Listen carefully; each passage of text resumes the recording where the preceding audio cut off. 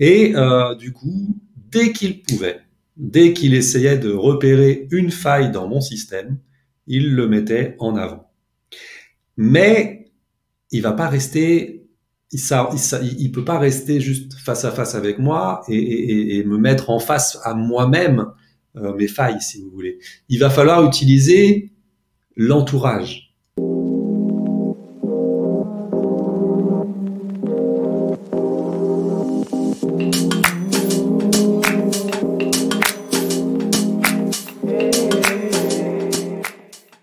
J'ai connu la toxicité dans le travail 2 fois en réalité. Euh, je vais vous parler de la première fois parce que c'est la fois la plus forte en fait, où je dirais vraiment que là la personne était vraiment toxique. J'ai pas de mots j'ai pas fait d'analyse de cette personne. Donc je vais vous donner juste les faits et après en fonction de ça, vous verrez si ça résonne. Moi mon but c'est vraiment ça. Donc pour vous recadrer un peu le truc, j'étais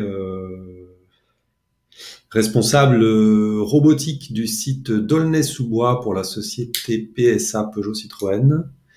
Donc c'était à Aulnay-sous-Bois. Si vous allez aujourd'hui, le site n'existe plus. Il a été vendu par la société. Et à l'époque, donc c'était en 2000, en 1999, fin 99 pour être exact.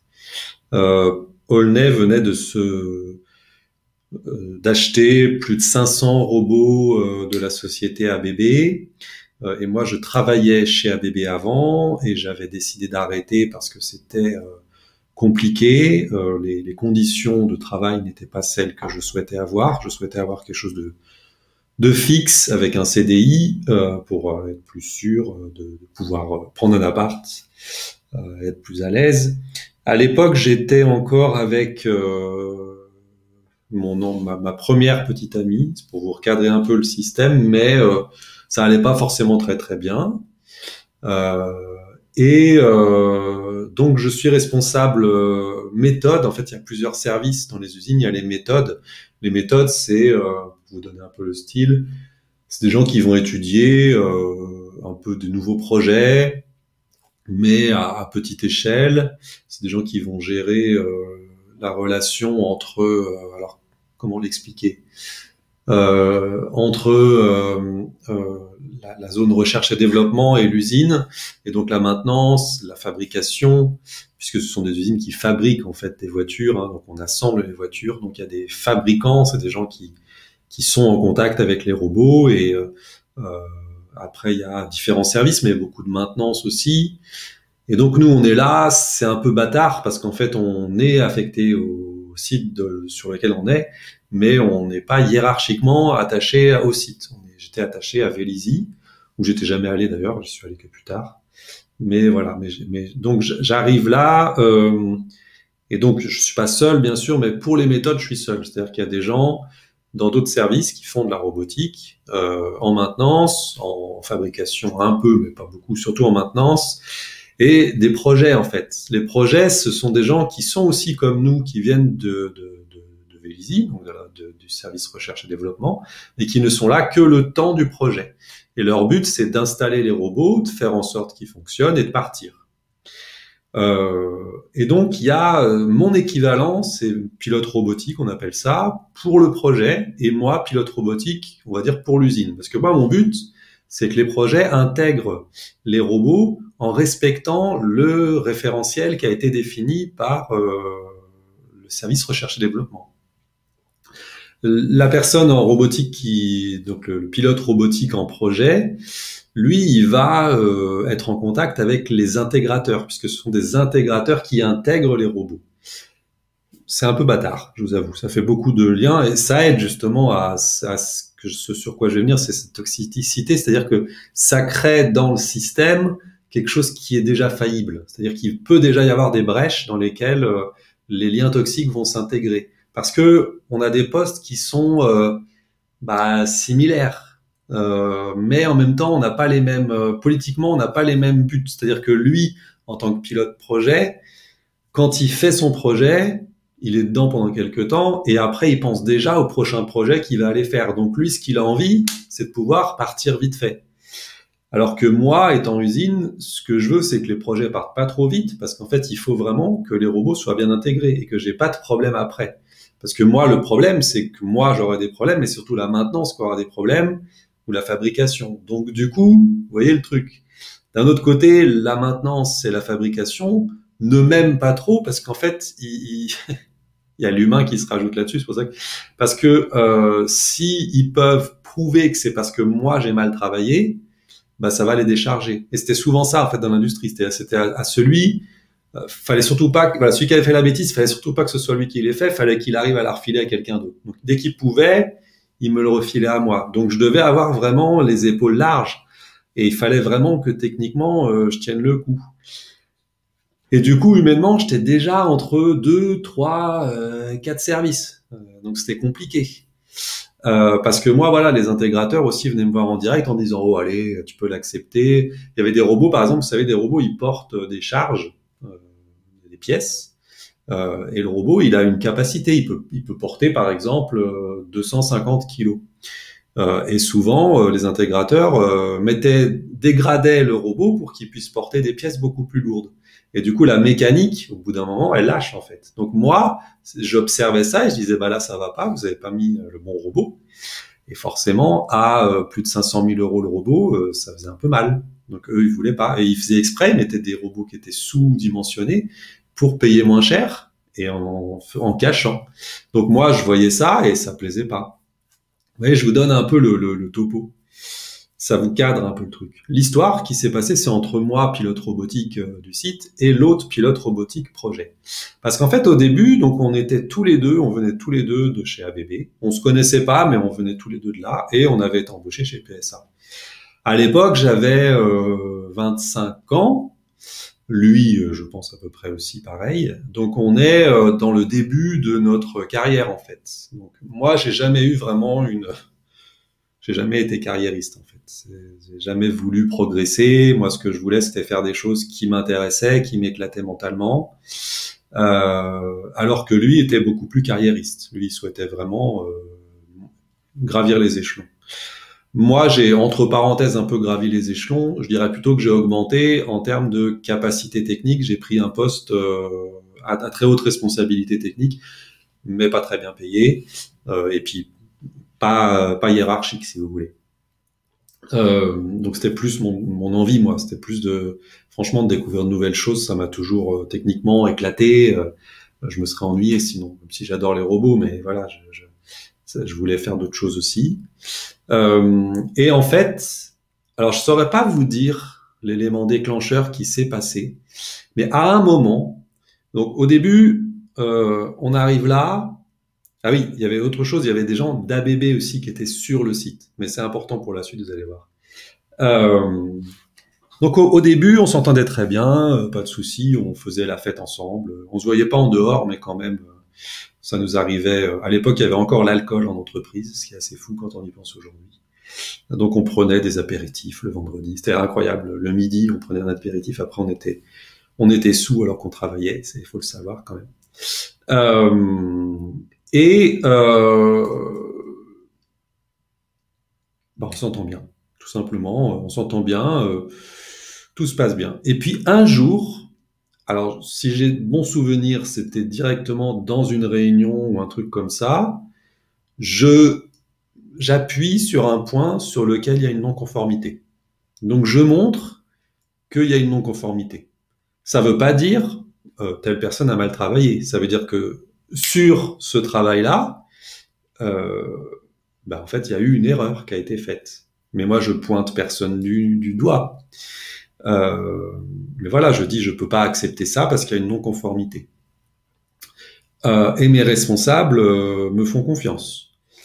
Mais donc, du coup, lui, et ouvertement, parce que c'est quelque chose dont il était responsable, se sent directement attaqué. Et c'est là qu'en fait, on se rend compte que la toxicité est là. C'est-à-dire que une personne, je sais pas comment dire, mais bien équilibrée, aurait réagi en se disant bon bah ok, j'ai fait une erreur, j'admets, je vais rattraper le coup. C'est ok, hein, on est humain, on peut faire des erreurs, à moins que ce soit quelque chose qui a été fait volontairement, mais je pense pas que c'était le cas à l'époque. Lui, il réagit pas du tout comme ça. Euh, ça l'atteint vraiment dans quelque chose de profond. C'est pour ça que ça fait un peu penser, même si j'aime pas forcément mettre d'étiquette, mais là je pourrais presque. Ça fait penser au principe du pervers narcissique qui voit une personne comme étant vraiment l'idéal. Enfin, il y a quelque chose de l'ego qui vient parce que wow, j'ai rencontré quelqu'un qui est comme moi. Et puis quand cette personne d'un seul coup montre une autre facette, bah en fait le pervers narcissique il va la détester. Donc là c'était le cas. Donc d'un seul coup j'étais devenu persona non grata, l'homme à abattre. Et ça a duré toute. On s'est plus vu très longtemps, hein, mais on s'est revus à d'autres postes. On s'est jamais côtoyés, on n'a jamais travaillé ensemble. Euh, mais c'est allé assez loin. C'est-à-dire que, alors, c'est difficile parce que vous savez, les souvenirs s'estompent un peu, même en 25 ans en fait. Heureusement, parce que du coup, sinon, on vivrait que là-dessus. Mais cette personne d'un seul coup, il y a quelque chose qui a péché, il y a quelque chose qui n'a pas été. Donc Alain là que je vois en face de moi ne correspond plus à ce que je souhaite avoir. Donc il y a une espèce de colère qui vient, il y a un besoin de vengeance, il y a des choses assez fortes. Et du coup, dès qu'il essayait de repérer une faille dans mon système, il le mettait en avant. Mais il va pas rester, il peut pas rester juste face à face avec moi et me mettre en face à moi-même mes failles, si vous voulez. Il va falloir utiliser l'entourage. Donc il va utiliser l'entourage, il va utiliser les gens de la maintenance, il va utiliser les gens d'ABB, avec qui je m'entendais très bien. Là pour le coup avec eux, on mangeait carrément dehors, on allait les uns chez les autres, voilà, on commençait à tous avoir des enfants, donc on rencontrait les enfants. Enfin, c'était vraiment, on se voyait à l'extérieur, quoi. Je dis pas qu'on est amis, hein, mais on est connaissances. Voilà, c'est pas tout le monde dans le boulot qui va chez ses collègues. Et il commence à faire douter, mais très fort, hein, c'est-à-dire que vraiment les autres doutent. Et ça arrive à un point que les autres me disent, alors je sais plus comment c'était la phrase, mais genre bah nous on peut pas savoir parce qu'on a que son son de cloche et le tien, mais on peut pas savoir. Et en fait ils prennent pas parti pour moi, ils prennent pas parti pour l'autre non plus. Il faut savoir que les gens d'ABB par exemple, pour parler d'eux, travaillaient pour lui, hein, ce sont des sous-traitants. Donc là ils se replacent dans le boulot. C'est-à-dire qu'il y a plus de vie extérieure, il y a plus d'amitié, il y a plus de connaissances à l'extérieur. Il y a juste là, je suis dans le boulot parce que mon responsable me dit que il faut que je sois contre lui. Donc du coup, intérieurement, ça se passe ça. Et moi, du coup, bah, ce qui se passe, c'est qu'il y a une solitude. Mais c'est plus que ça. Donc je commence vraiment à douter. Mais alors, donc moi, je suis neuroatypique. Donc il y a quand même quelque chose qui me sauve et qui m'a toujours sauvé. C'est j'ai envie de dire l'intellect. Alors c'est pas tout à fait ça, c'est mon intelligence, ma forme d'intelligence, mais c'est l'intellect. Mais c'est ma forme d'intelligence.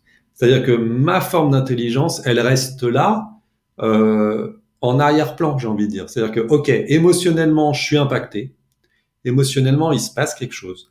Mais en dessous, le boulot que je fais, je sais que je le fais et que je déchire. Donc du coup, il y a une remise, c'est bizarre, il y a une remise en question et une non remise en question qui se heurtent. Ça, c'est comme quand j'ai connu le harcèlement à l'école dont je vous ai parlé. C'est-à-dire que, ok, je suis en train de vivre quelque chose qui émotionnellement est dur, mais on va pas en chier, je continue à être très bon dans ce que je fais, et donc voilà.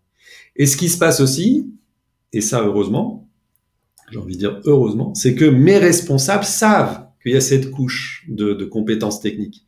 Et l'autre, non. C'est ça aussi qui m'a aidé, c'est qu'en fait, moi, j'avais vraiment une maîtrise technique et aussi quelque chose de profondément humain. Profondément humain et profondément respectueux. Alors, on peut se dire des fois que ça nous dessert dans le boulot qu'on fait, mais je vous assure que dans l'automobile, ça sert énormément.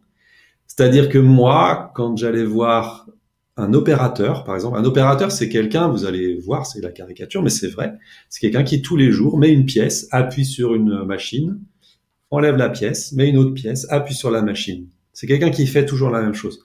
Et moi, j'ai toujours eu un profond respect pour ces personnes-là parce que c'est le métier le plus difficile. C'est pas du tout d'être manager, c'est le métier le plus difficile. C'est physiquement difficile et c'est mentalement difficile parce que vous dites que vous faites toujours ce putain de geste. Enfin, pardon, hein, mais il y a aucune gloire à mettre une pièce et appuyer sur une machine. Heureusement, ils changent, hein. Et j'ai toujours eu beaucoup de respect pour eux. Et c'est toujours pour eux que j'ai fait mon travail.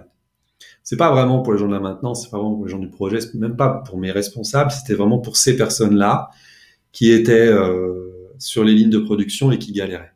Voilà, c'était mon seul leitmotiv. Et du coup, j'ai ça en fond, et je sais que ce que je fais, je le fais pour cette personne qui est là. Je la garde en fait comme référence. C'est fou, mais ça me sauve. C'est-à-dire que les responsables, ok. Mais par contre, les responsables savent que qu'on peut me faire confiance, que c'était des fois en panne, on m'appelait le dimanche soir à 20h pour redémarrer, j'y allais. On m'appelait pendant les vacances, j'y allais. J'avais ça. Alors, effectivement, hein, on peut être outré, se dire, oh là, c'est affreux, machin. Mais moi, voilà, quand on avait besoin, j'y allais, même si c'était pour rien, tant pis, j'y allais. Et je me faisais engueuler, hein, sans doute des fois, mais j'arrivais toujours à trouver, il y avait toujours quand j'y allais et que c'était en panne, il y avait toujours une raison qui n'était pas de ma faute, qui était de la faute d'une autre personne. Donc, voilà. Et quand ça m'est arrivé d'avoir fauté, mais quoique, bah, c'est pas vraiment ça, c'est-à-dire des fois, bon, je rentrais dans les termes techniques, mais je faisais des mises à jour des robots, les mises à jour marchaient pas, le robot redémarrait pas bien, donc bah je retournais et je revenais en arrière. Comme aujourd'hui, si vous faites une mise à jour sur votre PC, c'est de moins en moins, mais si ça marche pas, vous revenez en arrière. Donc c'est une erreur de ma part et en même temps non, c'est que ce que j'ai mis n'était pas bon. Donc je fais OK et je reviens en arrière. Donc j'avais toujours cette dévotion, ce qui fait que mes responsables avaient toujours confiance en moi. Et je me rappelle qu'une fois, donc ce technicien de projet là, ce toxique, m'a mis en faux et mon responsable, je me rappelle plus du sujet, mais a dit OK, j'entends ce que tu me dis, mais moi je fais confiance à Alain et je le crois. S'il me dit ça, c'est que c'est vrai. Et ça a été, alors ça peut paraître con, mais quand vous êtes au fond du trou, quand vous vous remettez en cause, moi je remettais en cause beaucoup de choses. Et comme dans mon couple, c'était pas la panacée, ça jouait aussi sur l'extérieur, sur la vie extérieure. Donc du coup, je me remettais en cause sur tout. J'aurais été capable de me suicider à ce moment-là. Même moi, je doutais de moi. Je sais pas si vous pouvez vous rendre compte. C'est-à-dire que même moi, je me disais, mais si ça se trouve, j'ai dit ça, effectivement, je voulais lui faire du mal, effectivement, je l'ai manipulé. Enfin, je devenais complètement fou en fait dans ce truc parce que tout le monde autour m'avait lâché et je les voyais aller avec lui. Donc voilà, donc il fallait vraiment, je me rattachais au domaine technique. C'est-à-dire que je me disais bon bah ok, là humainement ça va plus. Bon bah c'est comme ça va changer sans doute. Mais techniquement je peux faire des choses. Donc je me remettais en mode robot. Comme on peut dire en neuroatypie, hein, c'est-à-dire le mode automatique, quoi. Et je faisais les choses. Et ça s'est fini parce qu'à un moment, tout simplement, il est parti du site. Non, ça s'est pas fini comme ça. Ça s'est fini qu'à un moment, il était quand même aussi assez doué. J'étais parti en maintenance et j'étais tout seul. Et il arrive. Et il a commencé à me dire des trucs, je sais plus ce qu'il m'a dit, pour m'amener à le frapper. Et ceux qui me connaissent savent qu'il faut y aller. Et du coup, heureusement, j'avais un autre collègue qui était là. Et mon poing est parti vers le toxique. Et mon collègue qui était là m'a stoppé la main et m'a dit non, là on arrête. Et en fait, pour vous montrer un peu la perversité du gars, il a commencé à lui dire oui mais tu sais Alain il m'a déjà parlé de toi, il m'a dit des trucs qui étaient pas cool et puis il a commencé à dire des choses qu'effectivement j'avais dites et là je suis d'ailleurs si vous voulez le revoir encore je m'excuserai vraiment parce que je peux être con moi aussi je sais pas. Et il lui dit mais tu te rends compte il a dit ça de toi et le gars a dit écoute peut-être qu'Alain a dit ça et dans ce cas-là on va se parler ensemble il y aura pas de souci par contre là Tu vas t'en aller et c'est pas admissible. Et c'est cette personne que j'aimerais remercier dans cette vidéo. Je pense pas qu'il la verra, mais que j'aimerais remercier parce que il a été d'une intelligence profonde, une intelligence émotionnelle. On en parle souvent d'intelligence émotionnelle, mais là, elle est profonde. C'est-à-dire qu'il met vraiment le truc de paf, je me prends un coup. Ah, mince, il a dit des choses sur moi. Ouais, mais ok, on va voir ensemble, on va en parler, et toi, tu dégages. Et ça a été pas la fin, parce qu'il y a eu d'autres histoires, mais en tout cas, ça a été, pour moi, je dirais, un peu la fin. Et la dernière histoire que je voudrais vous raconter, je pensais pas que j'avais déjà fait 20 minutes sur le sujet, c'est dingue, waouh. Il a fait le coup aussi à un autre collègue qui était prestataire. Il a fait en sorte qu'il se retrouve dans une situation où le prestataire l'a attrapé par le col et l'a soulevé. Et il est allé à l'infirmerie pour faire constater de la violence du geste, alors qu'il n'y avait pas grand-chose, mais en fait, je pense qu'il a frotté là. L'autre prestataire était plutôt de mon côté, il travaillait avec moi. Et il est allé faire constater pour faire virer le prestataire. Ça a marché, le prestataire a été viré. Et faut savoir, c'était un prestataire qui était là depuis plus de 10 ans chez PSA. C'est-à-dire que quand il est arrivé, moi j'ai pensé que c'était un PSA. Il avait plein de gens qui avaient travaillé avec lui. Toutes ces personnes, quand elles ont su l'histoire, se sont retournées contre lui. On dit c'est inadmissible de faire ce genre de choses. Et moi, j'ai fait un mail à ces gens, justement, qui étaient les responsables robotiques des autres sites, en leur disant, OK, cette personne a fait quelque chose qui est grave, c'est vrai, d'attraper quelqu'un par le col, de le soulever, c'est pas tolérable dans le boulot. Maintenant, vous le connaissez, et n'écoutez pas que l'autre qui a sa version. Quand un couple se sépare, quand un groupe ne s'entend plus avec quelqu'un, il faut parler aux deux. Il faut voir les deux. Il faut pas se faire un avis que d'un côté, parce que forcément, ce côté aura sa version des faits. Et j'ai dit, allez lui parler, allez lui demander pourquoi t'as fait ça, qu'est-ce qui t'a amené à faire ça. Soyez humain, quoi. Et c'est assez marrant, parce que du coup, c'est là que je me suis rendu compte que quand même, il y a des choses belles, et je voudrais continuer là-dessus, parce que c'est important de finir vraiment sur de la beauté. J'ai eu le responsable robotique du site de Rennes qui, quand je suis allé à Rennes, m'a dit Alain, viens me voir là. C'est quelqu'un qui socialement aussi avait du mal parce qu'il avait les mêmes problématiques que moi. Et il m'a dit, tu sais, ce mail que t'as fait, j'ai jamais vu ça. Je crois qu'à l'époque, il avait peut-être 30 ans de carrière, peut-être 20 ans, 30 ans, je sais pas. Il m'a dit, j'ai jamais vu ça et bravo. Et il m'a félicité pour avoir fait ce truc-là. C'est la seule personne. Voilà, donc, alors, je vais quand même me permettre de continuer cette vidéo pour vous dire mon avis. Mon avis, c'est que ça m'a sauvé de, effectivement, me rabattre sur ce que je savais faire. Quand l'émotionnel est pris, parce que c'est de l'émotionnel quand on est dans un lien toxique, il faut se rattacher au fonctionnel. Il faut se rattacher au truc purement basique. Moi, ça a été dans mon boulot, si c'est dans d'autres domaines, voilà. Mais de se rattacher à ça, parce que c'est vraiment, il faut retrouver des choses sur lesquelles vous savez que ça ne changera pas et sur lesquelles vous savez que vous avez un impact et que ça marche. Parce que moi, j'avais pas d'impact sur ce qui se passait. Je pouvais pas dire aux gens, vous allez me croire, les hypnotiser. Non, ça marche pas, mais leur faire croire que je suis bien, je pouvais pas, en fait. Je pouvais dire tout ce que je voulais, les gens allaient toujours me dire, bah oui, mais nous, on n'a que son avis, machin. Donc ça marche pas. Donc il faut dans le cerveau switcher. Qu'est-ce qui marche? Qu'est-ce que je sais faire? Coudre, faire de la course, battre des records en sport. J'en sais rien. Vous voyez, créer des programmes informatiques.